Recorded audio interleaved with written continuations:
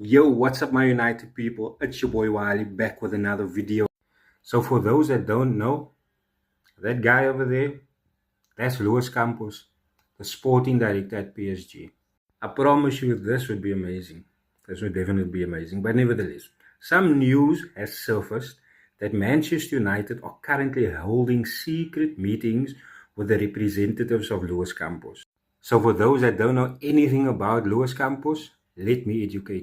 So, Luis Campos started his sporting director journey at AS Monaco. At AS Monaco, he found gems like Kylian Mbappe, um, Bernardo Silva, Fabinho that played for Liverpool.